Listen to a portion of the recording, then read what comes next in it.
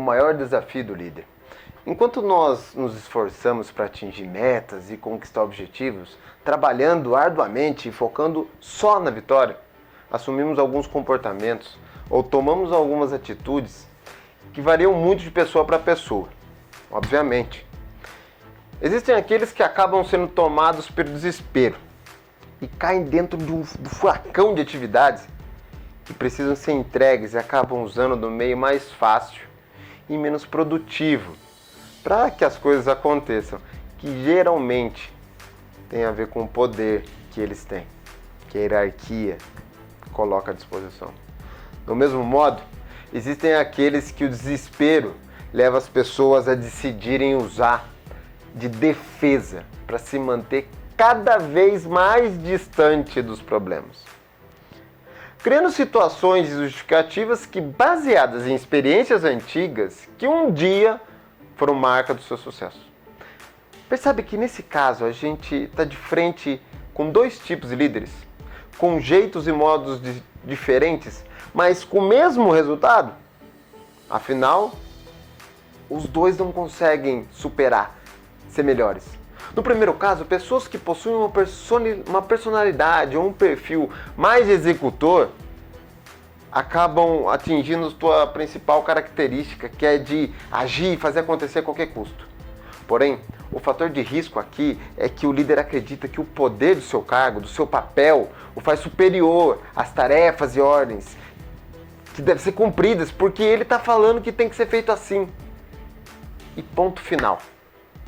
No outro caso, a gente vê um líder que evita esforço, acreditando que isso são conflitos desnecessários, já que sua experiência no assunto está mostrando o caminho certo e como deve ser realizado. A fim de evitar esse esforço, ele busca meios de se blindar, se defender, que vão desde justificativas sem base à utilização do poder clássico, como comentado anteriormente. O fato aqui é que ambos estão tomando ações baseadas no ego. Dar a oportunidade de aprender e viver algo diferente está fora de cogitação. É algo que está mais para desperdício, já que acredita que está acima de qualquer outro aprendizado. Talvez você já tenha visto isso ou até mesmo aconteceu com você. Já havia passado alguns meses de trabalho e o resultado permanecia igual, e até pior, se avaliado mais um detalhe. Assim como em qualquer equipe ou atividade, existiam algumas situações que só dificultavam o dia a dia e afastava ainda mais os resultados que também tinham que ser apresentados todo mês. Detalhe, era um líder novo na equipe. Quando essa ideia de apresentar os resultados no final do mês vinha à cabeça, sentia uma indignação, um desespero até. Não porque tinha que encarar a gerência, mas por não saber explicar o que estava vendo de errado. Isso alimentava o que comentei no início, quanto a se defender usando vitórias e sucesso do passado. Na falta de uma explicação clara do que realmente estava acontecendo, o que era feito era se blindar, se defender, usando as circunstâncias, as coisas que aconteciam diariamente, que em absoluto realmente dificultavam as coisas, mas como sendo a causa raiz do problema. Contudo, lá no fundo, existia algo que dizia o contrário. Algo talvez assim, você sabe que não é isso. Só está usando essa desculpa por não querer assumir a responsabilidade de ter que fazer algo e algo drástico e diferente. Nas entrelinhas aqui já obteríamos a resposta dos problemas se existisse uma análise diferente da que vinha usando até então. Afinal, por mais que as circunstâncias do dia a dia fossem coisas que realmente estavam afetando diretamente os resultados, não é desculpa para a falta de ações. Mesmo que a culpa não seja do líder, a responsabilidade de fazer algo para mudar a situação atual sempre vai ser do líder. Aquele desconforto passou para desespero. E o desespero começou a ser expresso pela raiva. O que antes era algo que consumia mais nos dias finais do mês, começou a fazer parte do cotidiano. E um novo hábito diário surgiu, de se defender. O que acabei de contar para você aqui é algo que aconteceu comigo. Fechar essa história, é claro que é o que mais chama atenção. Mas antes de continuar e fazer o fechamento, quero contar, nessa altura do campeonato, eu já havia crescido como líder. Já havia me desenvolvido. E aqui que está a maior lição que toda essa experiência me ensinou. Seja um eterno aprendiz. O fato de já me conhecer um pouco mais profundamente me fez acreditar que isso já era o suficiente e que realmente eu estava certo, defendendo meu ponto de vista, sem perceber que o autoconhecimento, chave para ser, fazer e ter experiências incríveis, é algo que jamais acaba. Enfim, houve um dia que a pressão já estava passando os limites. Levantar para ir para o trabalho começou a ser sufocante. Algo precisava ser feito e não era como estava sendo. Era necessária alguma mudança profunda e que realmente gerasse movimentos claros. Existem ações e ações dentro de uma equipe. Algumas delas são sutis, mas provocam uma mudança forte e um resultado ainda mais forte. Ainda nessa linha, existem ações que não são sutis. Fica clara a mudança e o resultado também. Não são como aquelas ações que a gente acaba tomando quando não sabemos a causa raiz dos problemas. E que acabam gerando nem entusiasmo, nem desconforto e muito menos resultado. É feito só por fazer. Isso pode ser dado como uma boa evidência se uma ação tem o poder ou não de mudar os resultados. Olhar se as ações estão gerando desconforto, gerando entusiasmo, criando novas oportunidades. São bons indicadores se as ações que estão sendo tomadas realmente estão trazendo resultados positivos. E essa pressão foi o momento que fez com que um insight surgisse. Vale ressaltar aqui o porquê problemas devem ser vistos não como situações ruins, mas como fontes de aprendizado. Se toda essa situação, que por mais que tenha gerado desconforto, não tivesse acontecido, haveria também a possibilidade de crescimento, de aprendizagem, de evolução. E me manteria no mesmo nível que eu já estava. Foi como se nesse momento eu olhasse para o espelho e dissesse assim: chega de ficar passando nervoso. Você não precisa disso. Sabe que pode ser melhor. Não por ser alguém especial, mas por parar de ficar com vitimismo. Quer ser um bom líder? Então assuma a responsabilidade. Daí para frente algumas coisas passaram a mudar. Principalmente em 2 níveis, e que para mim eu enxergo serem cruciais: postura e técnica.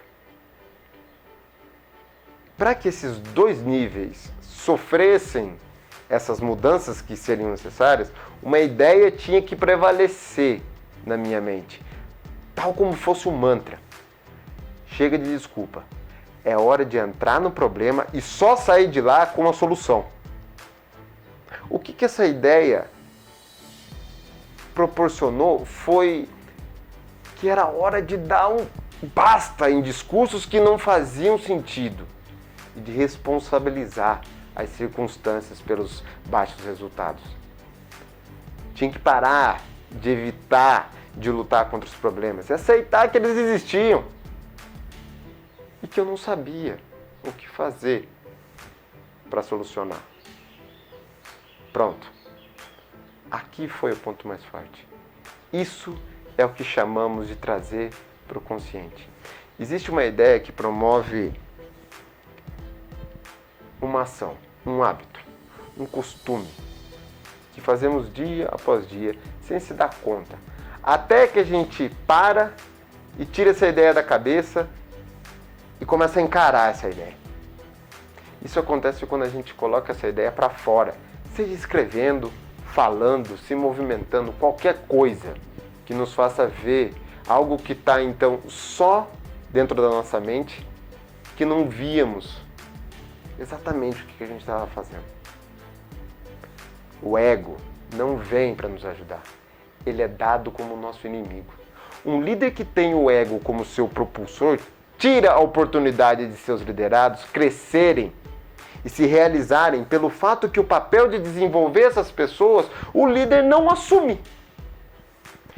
Quer saber se seu ego vem dominando as suas ações perante sua equipe de forma predominante? Simples. Se questione do seguinte: eu tenho buscado responder, sou sempre o melhor, o mais admirado, o mais valorizado? Enquanto você estiver na busca disso, você vai estar mais distante do sentido que a alma disse e que é essencial para um líder. A pergunta que a alma faz é a seguinte: como que eu tenho contribuído para melhorar com os outros, ajudando eles a crescer e a evoluir? Todos nós temos qualidades ímpares e aqui existe um paradoxo relacionado ao sucesso. Constantemente a gente ouve dizer que temos que nos ver como pessoas especiais que somos e nos valorizar, ter autoconfiança e autoestima elevados através de uma boa autoimagem que nós devemos alimentar. O que não quer dizer que devemos acreditar que somos especiais a ponto de sermos melhores que outras pessoas. A ideia a ser cultivada é que a gente deve buscar ser o melhor que a gente pode ser, sem comparar com os outros, sem se julgar os outros ou julgar as outras pessoas. A ideia de que a gente é especial é para obter bons resultados, para nos fazer esquecer do que é principal na jornada, que é o esforço. Não tivemos resultados bons por sermos especiais. Obtivemos resultados porque trabalhamos para isso. Pensar e não agir não cria fatos. Bill Walsh foi o head coach do 49ers, time de futebol americano de 1979. Quando ele assumiu o time, eles vinham de uma temporada que haviam ganho apenas 2 jogos e perdido 14. Com uma filosofia de trabalho baseada em esforço e não em imagem, o técnico Walsh, junto com sua equipe, chegou à maior conquista da liga após 2 anos de trabalho. Eles conquistaram o tão sonhado Super Bowl. Agora vejam isso. Apesar de ter essa filosofia, manter o time fiel ao que levou eles até serem campeões foi muito complexo. E o time passou a acreditar que o incrível feito se deve por serem pessoas especiais, jogadores especiais. O ego dominou eles. Na temporada seguinte a essa conquista, eles perderam 12 dos 22 jogos que disputaram. E aqui então ficou claro para o time todo, talvez da maneira mais difícil, que sempre deve se lembrar que os resultados são baseados em esforços, no trabalho fiel de crescimento e não na ideia que conquistaram grandes resultados porque são seres tão acima do normal que não têm necessidade de trabalhar seus pontos fortes e fracos na busca de serem os melhores atletas que podiam ser. Ao retomarem a forte filosofia de trabalho do técnico baseada nos detalhes e no envolvimento de cada um, a equipe voltou a vencer. E vejam o resultado. Foram 3 Super Bowls e 9 campeonatos regionais. Isso em 10 dos seguintes anos. Nossa concentração deve estar conectada da seguinte maneira. A alma diz: não sou tão bom quanto não possa melhorar algo em mim. Enquanto o ego rebate: você conseguiu isso porque você é especial. e não precisa se dedicar para obter mais. É a história do orgulho subir a cabeça. E de que maneira a gente pode trabalhar essa questão para manter o nosso ego sob controle dia após dia, que é um trabalho árduo? O norteador disso tudo é o nosso propósito. Saber onde se quer chegar é importante, mas o que realmente é valioso é o porquê isso é tão relevante em um nível de realização pessoal, e não de bens materiais ou algo tão palpável assim. Analise suas decisões. O que te faz pensar que o caminho que você está escolhendo beneficia aos que estão ao seu redor?